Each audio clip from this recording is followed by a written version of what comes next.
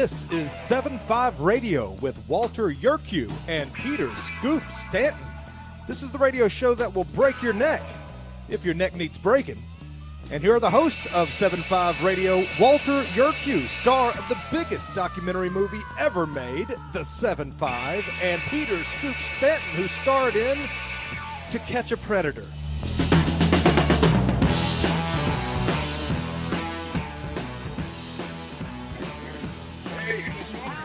Guess who this is?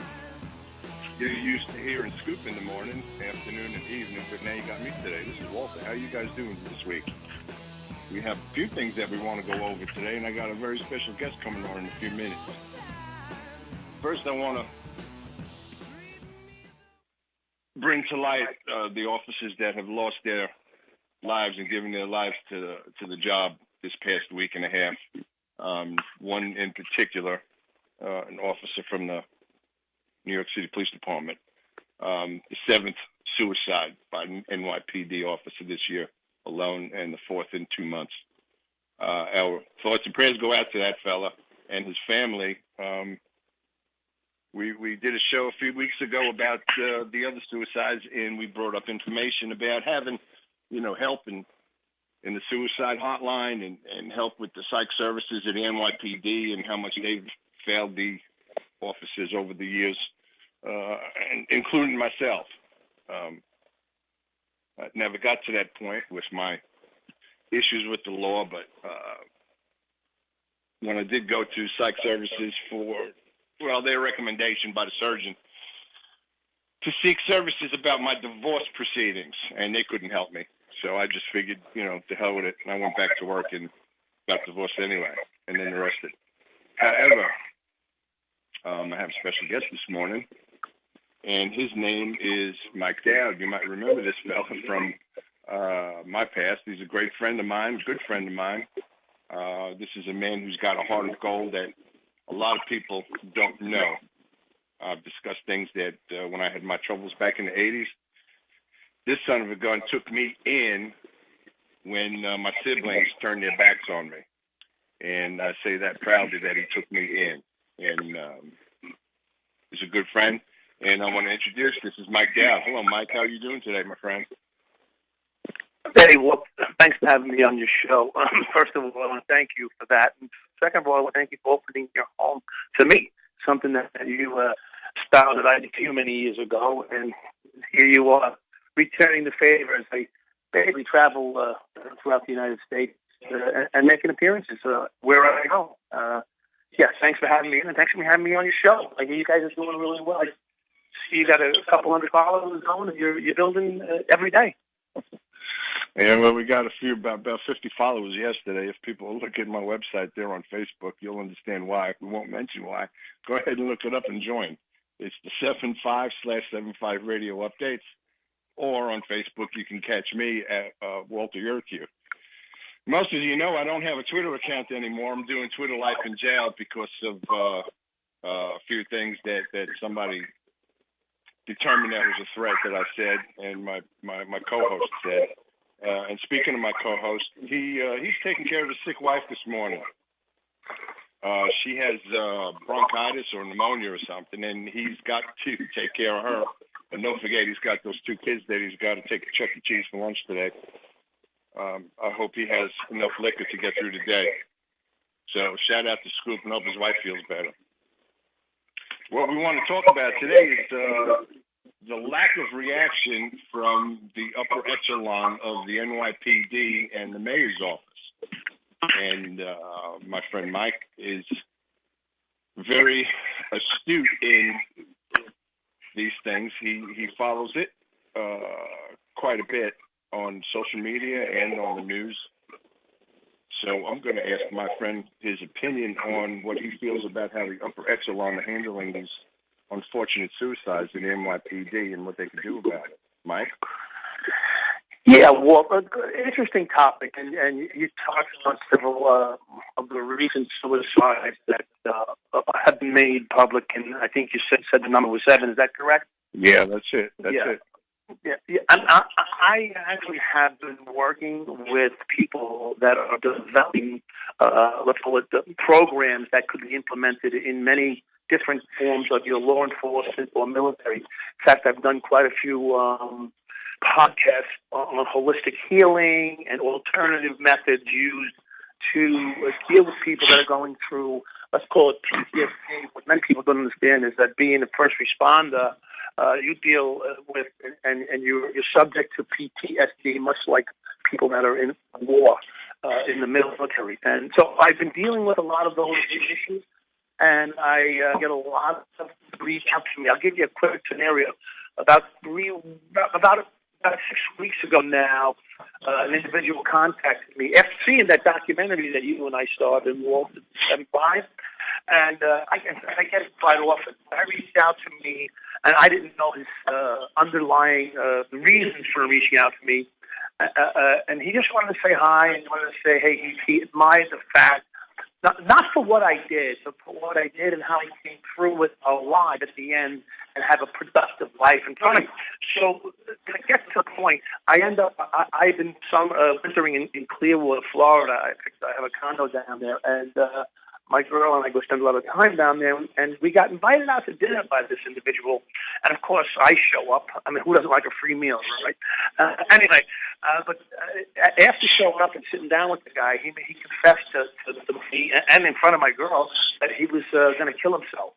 And he had got jammed up in this small apartment down there in Florida. In fact, he was a New York guy from Brooklyn who took a job down there, had transplanted his family down there 25 years ago, took a job, got jammed up in the police department, a small department like Cocoa Beach or something, and he ended up was going to eat the gun. And his son walked in on him in the middle of writing his note.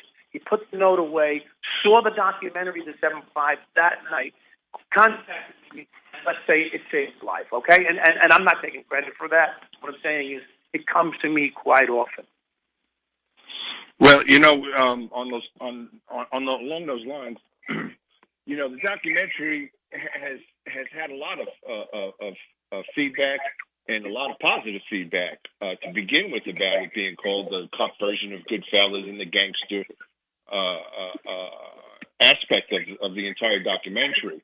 And it was not to show the world that, hey, listen, we were bad guys then, we're good guys now. Well, we were good guys back then, and we're still good guys. We just did some bad things. And, depending on how you people think the severity of what we did, that's entirely up to you, and we all accept that. However, what Michael just touched up upon is that Michael did over 11 years in federal prison. 12 and a half. 12 and a half years.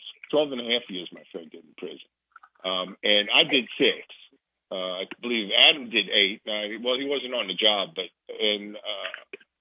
there were some other cops that were wrapped up in the system during that time back in May of 1992 that did 3 years and 4 years and 6 years. Guys that weren't involved in the documentary. However, we're coming up on our first break, and we're going to continue on this line of how the 7-5 documentary has touched and affected people that were on the job, no matter what job you were on. We'll be back after these messages.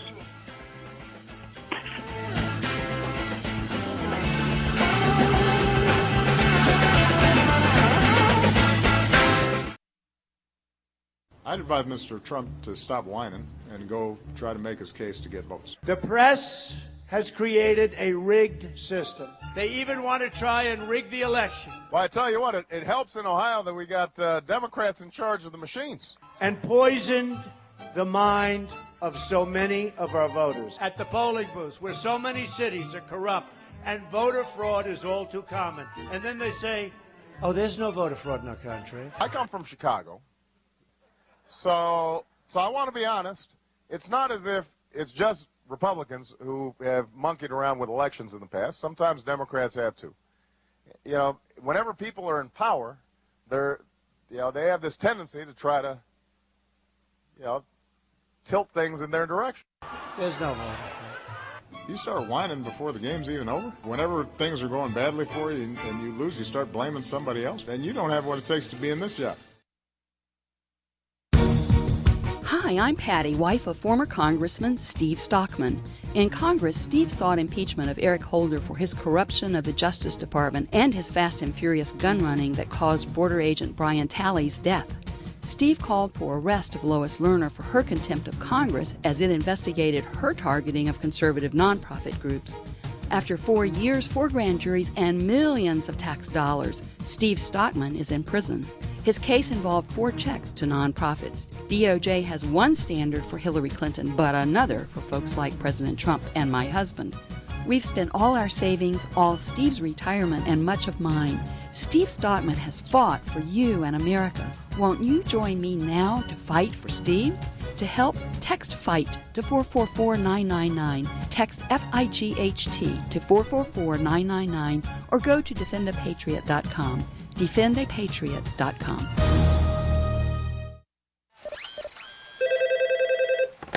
Yeah, this is David in engineering. This is your wife in suburbia. Oh, hi, hon. What's up? How's the robot coming?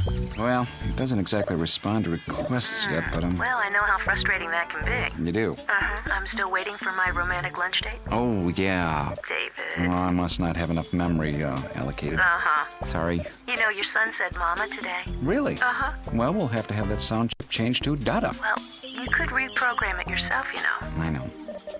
Hey, why don't we do it over lunch today? Oh, you really are brilliant. Thanks. You want me to bring the robot? David. He can order pasta in 11 languages. Only if he pays for his own lunch. Okay.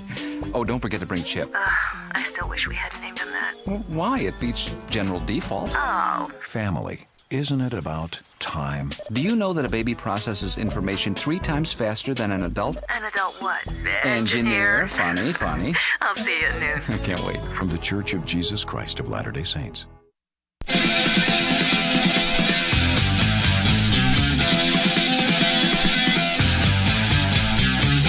You're back, and Scoop is just getting back from posting insults on Twitter. This is still 7.5 Radio.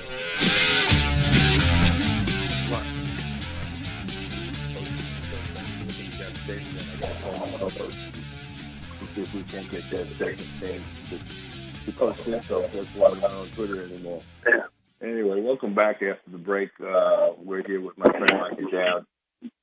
We're talking about how the effects of the 7.5 documentary had some input on some people's lives. Now, the documentary shows that we were bad guys and we were gangsters and we did these bad things.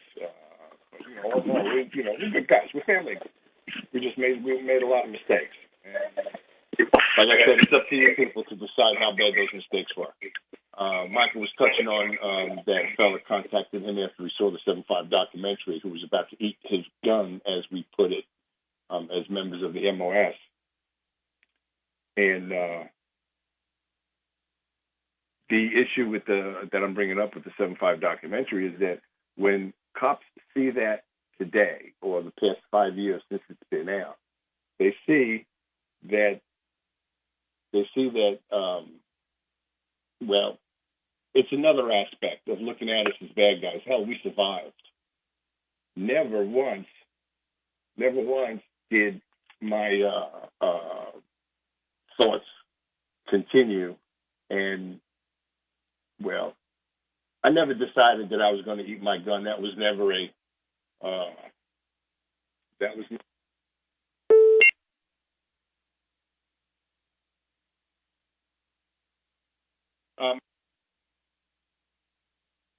Okay. Call Michael back, please. The other thing is that we have an insight that cops see this and we survived. 30 years after the fact, we're still going. And a lot of them understand now that there's, light at the end of the tunnel. The first part of your life might be a train.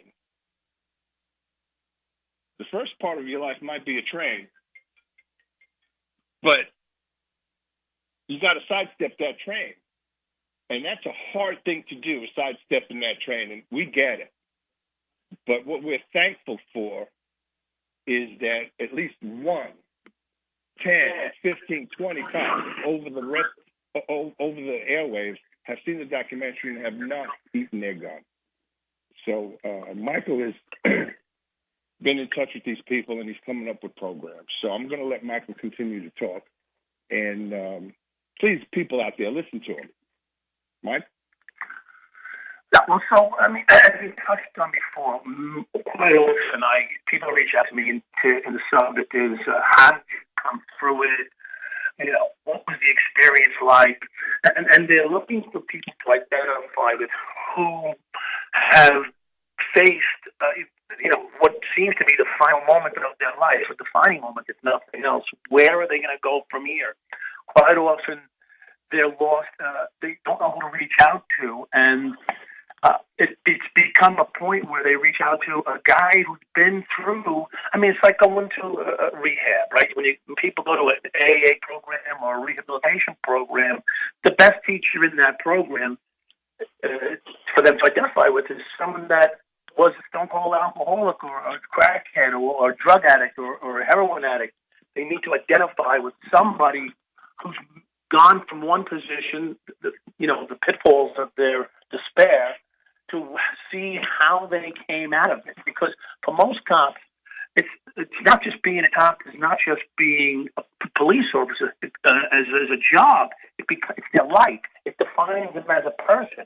And when they lose that job, they now lose, the association of, 750,000 people that were their brother or sister yesterday, and now they feel like the most alone person in the world.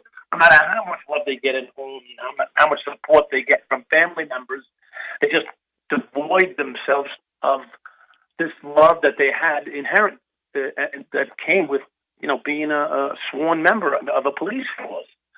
So it's quite a different scenario, much like the military, where guys go out and serve, in armed forces and then come home to their wife and family, but they just can't identify with that emotional connection, to the men in the foxhole type of mentality. And so having that experience, you become a beacon to people, and it's a natural attraction. I mean, Walt, you've had some people approach you about how you made it from one side to the other. How do you feel on, how do you chime in on this? Well, I always had the will to survive. And, survival is an instinct that, you have or you don't have. But if you don't have this instinct to survive, you need to talk to somebody. When people ask me, how did I make it through all that tough time? And, Michael can speak the same thing. I put my family through hell. And I understand that. And there's no way in the world I'd ever make it up to my family. Friends also, people that knew me since I was a kid. But the transition was not to give up. You take it on the chin. You get into a fight, you take it on the chin, and you give it the best shot you can to make the best out of a bad situation. It doesn't have to be great, but you make the best out of a bad situation or a better situation for yourself. When I got out of jail, I had $40 in my pocket and moved in with an old lady friend.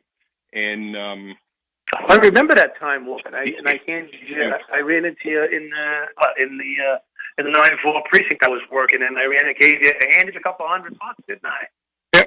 Yep, and got me a job. And got you a job, didn't I? And then 6 months later, 5 months later, I was back in the joint. So I had a double whammy, but never did never did it cross my mind to eat a gun and end it. I had to make it wasn't as bad as everybody saw or everybody was saying I was or Michael was or anybody else that was involved in 92. And I had to prove it to them. I had to prove it to them. Here I am. Ain't nobody listening to a word I say because they don't believe me. But I had to prove it to them. And in the long run, I did. I did a little more time. But, 99 out of 100 people said, you shouldn't have gone to jail that time. You didn't do anything. You didn't have anything to do with Michael's issues or that other guy down there. And, I just got sucked into the vacuum again. And I stuck it through. And I did another 3.5 years. And started all over again. So, I raised a family. I have a son. He's in school now. He's working. I have houses. I have cars. And you don't accumulate it overnight. You have to apply yourself again, reapply yourself. Use the knowledge that you have and do it again if you have to. Now, we're just speaking on terms of being in trouble and going to prison. I don't have a clue on what went through these guys' heads or why they decided to eat their guns. But whatever it wasn't worth it. It wasn't worth it. So a little input on people that commit suicide. When I was in prison, I saved a guy's life. He hung himself in front of my cell. Although we didn't know he actually hung himself, I thought he got beat up and thrown over a railing. And so, being an active guy in prison, trying to make a better way for my future, and change my thinking process and everything, I went in there. I became involved in the suicide program. I became a mentor in the drug and alcohol program while in prison. Rather than sit back in the cot and sneak my way through prison, I became active in the prison. Of course, a lot of people hated me for it because I still was considered the cop. Anyway, while there, I ended up taking a guy off a noose around his neck in front of my cell, and then I ended up giving him CPR on the floor. Of course, the COs started yelling, "Get away from him! Get away from him!" I'm saying, what are you kidding me? I'm saving this guy's life. Whatever. I don't want to use the curse words right now because I actually feel like saying it. But the bottom line is, I ended up watching him the following day. So he's telling me the story. He doesn't know that I saved him. Me and not just myself and others, saved him from the hanging of himself. And he's telling us that on the way down.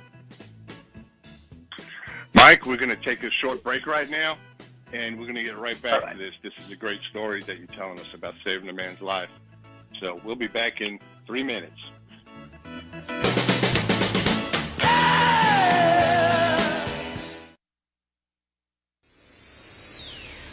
Proclaiming liberty across the land. You're listening to Liberty News Radio.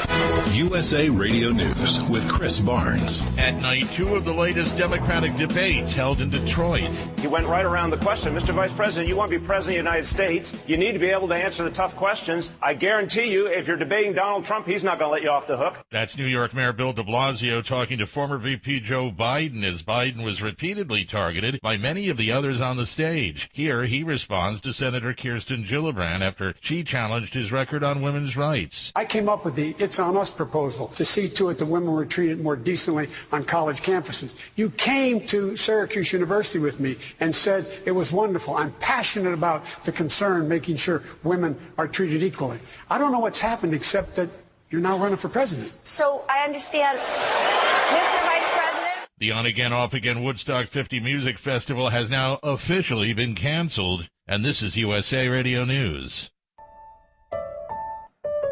Today, Vance Auto Park at your local Adela Gas Truck. Find Shell Road Oil. SUV, your truck and SUV. Just for Adela Gas Truck. This is Shell Road. This Cupcakes Oil. Corner store for on cruising to the top down. This is not oil. The country, halfway across the tailgate party. World's greatest. This is hauling the oil. Snow and mud. Mountains in the rain. This is climbing Mount Oil. Way off the grid. Camping. This is hunting fish oil. This is Truck. This Adela Gas Truck. This is Shell Road. This. Here's a great deal on MyPillow. When you go to MyPillow.com, click on the 2-pack special, type in promo code USA, you'll get 2 MyPillow premium pillows for $69.98. Now that's only $34.99 a pillow. You will not get that price anywhere at retail. It's the lowest price ever offered on radio or TV. And like all MyPillow products, 10-year warranty, 60-day money-back guarantee. Go to MyPillow.com, click on the 2-pack special, use my promo code USA. A tiny Kentucky town about 2 hours southeast of Louisville rocked early today by a natural gas pipeline explosion.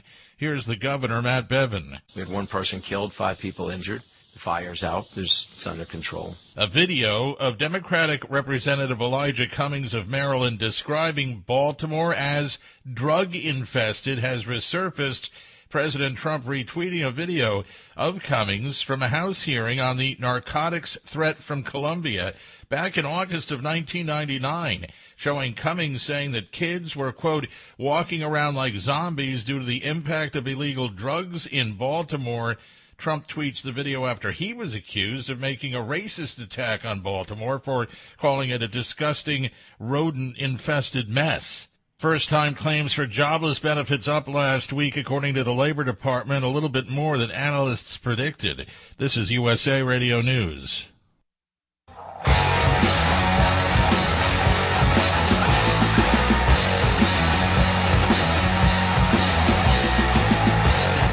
Wow, you're still listening?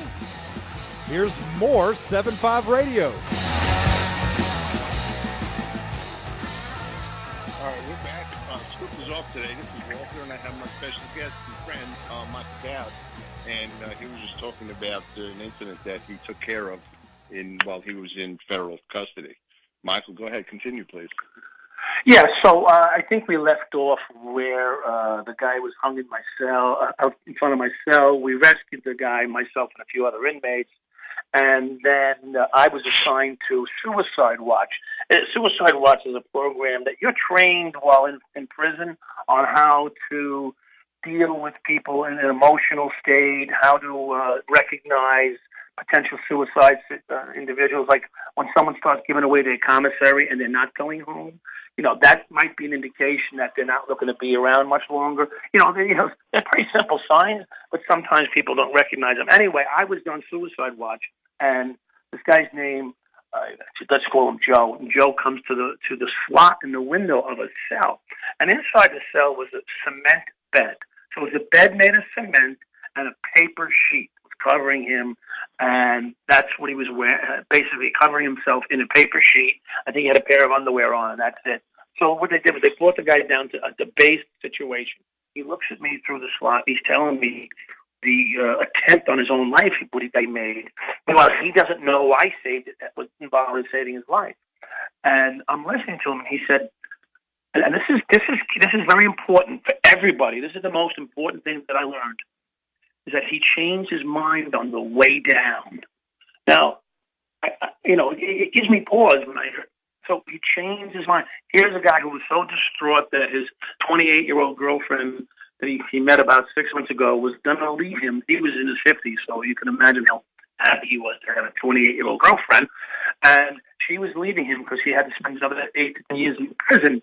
So he's going to kill himself just to spite everybody. Who the heck, he would leave me? But the reality was he changed his mind. And then through my years of being in and out of, let's just call it self-help groups, I've heard many of the same stories where guys tried to blow their own brains out, and sometimes they ducked and missed.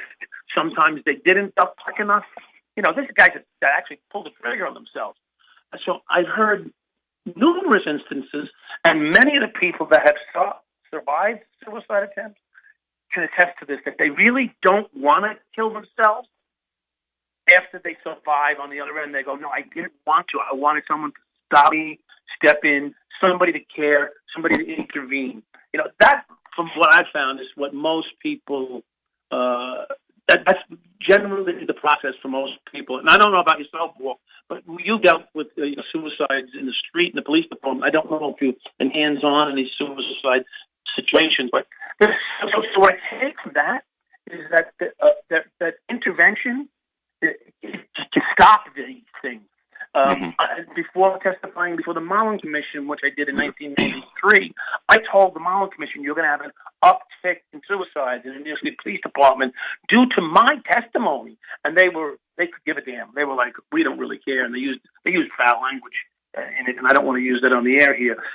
So who cares about a cop that's corrupt? I said, well, what about their family? And the answer was, who cares about their family? This is the type of response I got from people running a commission on police corruption. So I don't know, Walt. I'll throw that back at you. Well, and I brought this up with my co-host a few weeks ago, that, the police department has this psych services for anybody who wants to seek it out on the police department, whether it's suicide, divorce, whatever the case may be, any type of emotional problem you may be having, you're supposed to be able to go to these psych services. And it's supposed to be confidential. Well, I had news for people a few weeks ago, and I'm going to say it out loud again. Hell, it's not confidential. The minute you get out of psych services, somebody's going to see you. And by the night shift, when you get on tour on a 4 to 12 and you were at psych services at 10 a.m., everybody knows. Everybody knows. Then you're labeled as a psycho. So you stop going to psych services and stop seeking help. All right. Now, cops are cruel. Cops could be cruel, especially, well, I could speak from when I was on the job, and Michael too. Cops are cruel back then.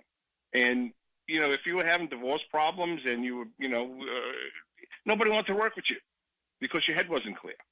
And when nobody wants to work with you, you feel alienated. And what happens when you get alienated, the suicide prevention classes that I've taken and been through is, you just want to do it. I got to get out of this. How do I get out of this? How do I save face? And, unfortunately, people do pull the trigger. The suicide prevention that we do in the police academy, Jesus, I can remember 35 years ago going through all that stuff. And we don't so much in the street prevent the suicide, it's the aftermath, whether a suicide survives attempted suicide or it's too late. So, the empathy that we have to portray when we're at somebody's house during either one of these two events, is very traumatic on the family, both regards. And, the social skills that are taught to us in our natural social skills help us through. So with Michael's incident with this fella in jail, Michael's in jail. He's a convicted felon. They could have just let the guy freaking hang there. So it just goes to show you that there are people out there who care and it will help you. Wolf, on another note, remember, I don't know if you were there at the time of the 7-5 when Chicky's partner ended up going to the farm. I don't know if you were there for that. But Chicky's partner ended up, and he actually became a captain on the job. Chicky's partner Chicky was going to leave the job because of all the investigations that picked out in the 7-7, and then we were under investigation in the 7-5, and Chicky wanted no part of that. But as a result of that, Chicky was leaving the job, and he actually turned his partner in to psych services because he felt that the guy was killing himself. And the reality is, he did a service to both the job, to Mark. His nickname was Frank Loud. I guess that's from one of those Hill Street Blues movies or shows or something. But he ended up saving this guy's life. And he went on to become a patrolman in the 7-5, which, that can be, the end of your career, or it can catapult you because you'd be one of the most experienced police officers in the city if your life was together. Many of the guys in the 7-5 became, I don't want to use the word junkies, but, drug abusers, alcoholics like yourself and myself, divorced, because of the constant barrage that we saw. Having an intervention or having ongoing moments of intervention.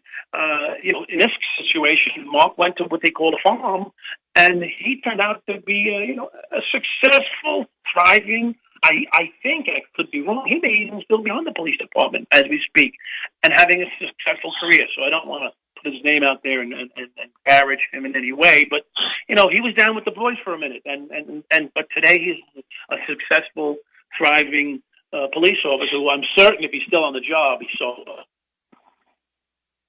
It's just a sad thing that these 7 officers took their lives this year, and I wouldn't know what to say to these families. It's just such a sad tragedy. I want to put up the National Suicide Prevention Lifeline is 1-800-273-8255. Now this goes 24/7, 365. If you're having trouble on Christmas Day, dude, call them, or ma'am, call them. Don't pull that trigger. Don't put that noose around your neck. Don't end it, because like Michael said, halfway through it or 3/4 of the way through it, you're changing your mind. And if you miss, God bless you. But if you don't miss, God's going to bless you. It's going to have to, because He's the only one who's going to be able to take care of you beyond that. I want to thank Michael for coming on. This is, we didn't even touch on anything with O'Neill's office or de Blasio's office.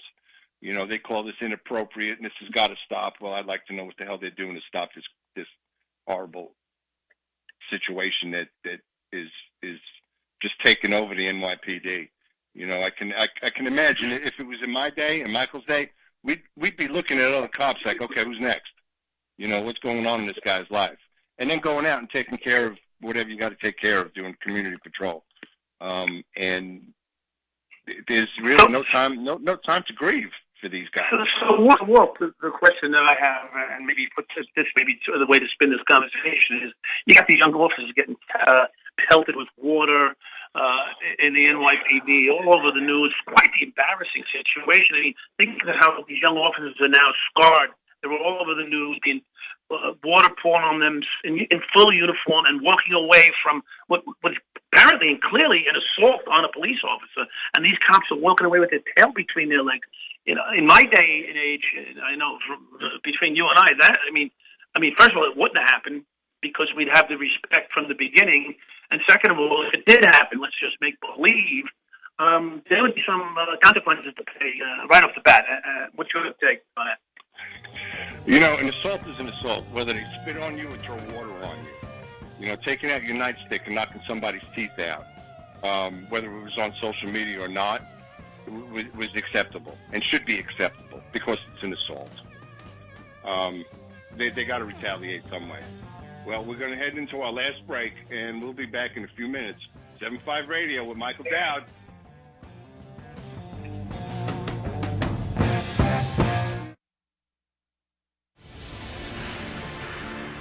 Can a nation conceived in liberty carry its head high if it denies protection to the youngest and most vulnerable of its citizens? Can a country founded on God-given rights continue to thrive without understanding that life is a precious gift from our Creator? As a physician, I have looked into the eyes of 1-pound babies. I have cradled their small bodies in the palm of one hand. I defy those who are careless, who would disregard life and look at these tiny little miracles and say, we're not going to protect that. But I believe there will come a time when we are all judged on whether or not we took a stand in defense of all life from the moment of conception until our last natural breath. One thing I promise you, I will always take a stand for life. As a parent, is receiving a faith-based, character-focused education for your children difficult to find? Do you believe that godly principles should be a central component in your child's education? Imagine a school where faith and integrity are at its center, where heritage and responsibility instill character. For over 40 years, American Heritage School has been educating both hearts and minds, bringing out academic excellence. This is the school where character and embracing the providence of a living God are fundamental, where students' national test scores average near the 90th percentile. With American Heritage School's advanced distance education program, distance is no longer an issue. With an accredited LDS-oriented curriculum from kindergarten through 12th grade, your children can attend from anywhere in the world. American Heritage School will prepare your child for more than a job. It will prepare them for life. To learn more, visit american-heritage.org. That's american-heritage.org. Liberty is not free. Its costs are innumerable. Without monetary funding, the valiant efforts of freedom-loving Americans become diminished or outright defeated. We present a solution, the Give Me Liberty Fund. The plan is quite simple. Invite individual Americans to contribute less than $1 a day. These monetary funds are used to promote liberty-minded media, organizations, events, candidates, movements, and speakers. In the spirit of transparency, all expenditures are published. Patriotic business owners provide discounted products and services to Give Me Liberty Fund members. Our greatest strength is in numbers. Go to GiveMeLibertyFund.com and become part of the solution today. GiveMeLibertyFund.com. Participate in the peaceful restoration of the greatest and freest country in the world.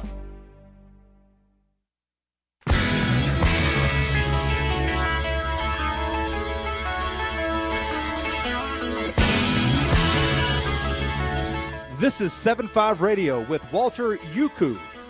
Walter Yurkow. Walter Kiwi.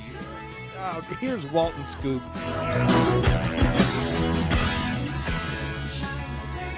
We're back for our final segment, and we've been working on and talking with my friend Michael Dowd about the suicides in New York City and the suicides among members of the service all over that they need help. So Michael is on for a couple of more minutes.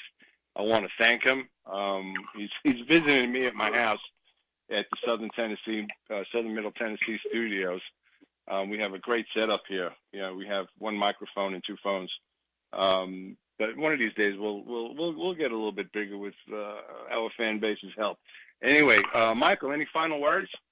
Well, first of all, thanks for your hospitality at this cabin in the woods with the jacuzzi in the yard. I hope I didn't offend anybody.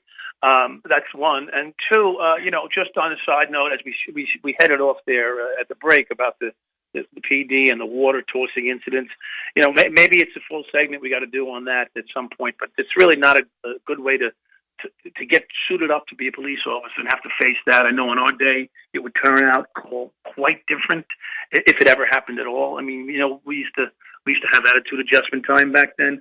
I mean, and I'm not talking random. I'm talking about something like this would be instantly met with something. I know for me personally, I've had similar situations arise. No one threw water at me, but it was met with the equal amount of force necessary, and everybody carried on, let's say, afterward. And whatever the action was soon not to ever happen again. And I'll leave you with that. And thanks for having me on. And all those that need help, reach out to the suicide hotline or contact Walt or myself or anybody through the various forms of social media. I do a lot of counseling and mentoring to people through difficult situations. I try to take the time out and do it. Sometimes it's overwhelming with the number of people that reach out to me, but I do the best I can. So I'll leave you with that. Well, thanks for having me on. All right, Michael, thank you very much. It's my pleasure to have you on. And we'll say goodbye to Michael for right now. I just want to swing the mood over to something a little more enlightening. We at 7.5 Radio are getting involved in dirt track racing down here in the Southeast, something that I've known existed but never really went to. Our not so sexy intern, Mike Guerin, has gotten us into this racing circuit. It's called Topless Outlaws, and it's got nothing to do with topless. So, yeah, I know, snappy fingers. But we are involved in it. Now, Friday night, I guess it would be last night by the time this airs on Saturday. So what I'm going to do, I'm going to make believe it's Saturday and say, I'm going to be at I-75 Speedway in Sweetwater, Tennessee tonight with my not-so-sexy intern, Mike Guerin. They give away backpacks since school starts down here on Tuesday, and the school backpacks are being donated. Their goal was, guess what the number was? 75. I guess for the I-75, not so much for 7.5 Radio, but we jumped in. We have a dozen or so backpacks, school supplies, stickers, cards, all kinds of things that we're going to be giving away with the backpacks. This is our first year doing it. I looked online about some of the backpacks that I-75 people are giving away this weekend, and they've been signed by drivers and stuff like that. Sorry, kids. The best thing I could do is have myself sign it. I could get Michael to sign some. I guess Mike Guerin, our not-so-sexy intern, will sign a few. Scoop is dead out of luck because he's about 900 miles away from here. But I'll give him an honorable mention. So we're going to be there Saturday. Gates open at 5 o'clock. We will be walking around. We'll be giving away $50 to the best-looking car before the race starts because, like I said, by the time the end of the night comes, the damn thing could roll over. And then I said, well, sorry, you ain't getting $50 now. and a trophy that represents a car door. It's only a little 8x10 trophy made out of metal, and it's got our logo on it. To all you drivers out there that are probably not listening and hopefully will be listening, we give out our stickers, our logos to put on your car. If you have one of our stickers on your car, our logo on your car, you become eligible to win that $50 for the best-looking car. And let me tell you something. I know cars. I'm a car guy. It doesn't matter how ugly somebody else thinks your car is. It's beautiful. So go ahead and put a sticker on. We'll be putting logos on other cars. We got a guy in Chattanooga who's a racer, and he is going to be putting a 2-foot size, it looks like a Terminator, our logo. It's going to be on his hood. It's 2 feet long, 2 feet high, by 18 inches wide. and he's going to run that, and we're going to be sponsoring him with car parts and things like that so he can finish out the season. So I'll be talking to him on Saturday. We might be doing some live feeds during the show, during the racetrack. So, tune into my Facebook page or the 7-5 Facebook page, and you can see, you'll see me. Mike will be off camera. Mike Guerin will be off camera because he's going to be the one doing the filming. With my luck, he'll reverse it and have himself on it, and all he's going to do is hear me. But come out to this raceway in Sweetwater, Tennessee, tonight, Saturday night, August 3rd. Gates open at 5 p.m. It's going to be hot, so drink plenty of water, bring the kids. It's a family-oriented place. The food is okay, and I can't wait to get back in the booth with my friend Brandon. He's going to be in Crossville. He does the Crossville circuit, and he will be, he was there last night. If this is Saturday, he was there last night, which is tomorrow. Aren't you glad that I can talk well? I'm in Central Time, and that hour between Eastern Time and Central Time just screws me up. It's only 60 minutes, but sometimes I forget if it's before or after. But my friend Mike Guerin is going to be there. Scoop will be there in heart. I'm going to try to drag Michael Dowd out there. We'll see what he wants to do on Saturday if he sticks around. If not, I'll get him to sign some backpacks anyway. So I want to do another shout-out to my co-host, Scoop. I hope your wife feels a little better, even though you're taking care of her. I hope she feels a little better anyway. You might want to get her to a doctor or something. Break down and pay the copay. Break down and pay the copay and get her to a real doctor. And don't give her placebos, give her real medication. Anyway, like I said, we're going to be there Saturday night. And this circuit runs through September. So there'll be other ones. Keep us in mind when you want to go to the track. Mike Guerin is always posting this stuff on our Facebook page. Mike Guerin is also doing a membership drive of the 7-5 Facebook page. We're well over 500 members now. We were about 15 under 500 just yesterday. And for reasons that I can't say on the air, just check out our Facebook page. We're up in over 500 members. My friend Michael is a blast to have around, and he'll probably be leaving in 3 or 4 days, and then it'll be another 2 years before he comes back to have a blast around here. I want to thank him for coming and keeping my house company at night while I'm away at work, working so hard over there in Chattanooga.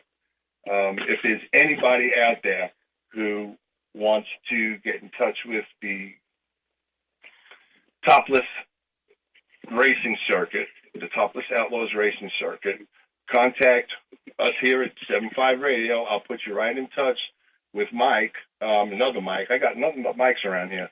And he runs the Topless Circuit right here.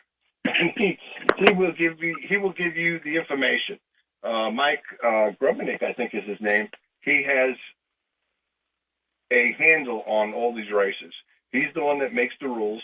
He's the one that judges, and he's the one that, if there's a photo finish, he's the one that judges. Again, out to Brandon. He's a good, excellent talker. He's an excellent. I've heard people in the South, they talk slow. Let me tell you something. This guy's a Southerner, and he talks fast. I can't hardly keep up with him. He says things like, it's on like Donkey Kong and ping pong. And I don't know what the hell that means, but it sounded pretty damn good. So bring everybody out Saturday night, later on tonight, and gates open at 5 o'clock. We got 1 minute left, and I just want to bring back up, again, the suicide prevention number is 1-800. I lost it. Where are you? Yeah, we'll just do it again. The suicide prevention number runs 24/7, 365. And please call it if you have any kind of trouble whatsoever. And it's not coming up. I'm out. We have, here we go. Well, reach out to anybody. Call your mom, call your dad, call your wife. Even if you fight with your wife, call her. Call your kids. Somebody. to come and talk to you and spend time with you and help you out. We don't have a lot of information, like I said, on these NYPD officers of why there's no textbook on it. It's just evidence. Reach out and have the answer to help. Come on over and hang out for a while and just do what you got to and talk to people. Well, I've rambled on long enough, and this is Walter from 7-5 Radio signing off. Everybody have a good week and hope to see you at the races later.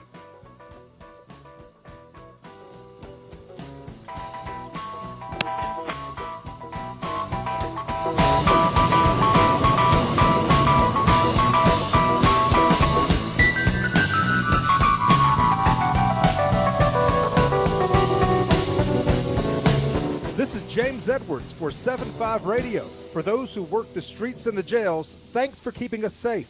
So long, everybody.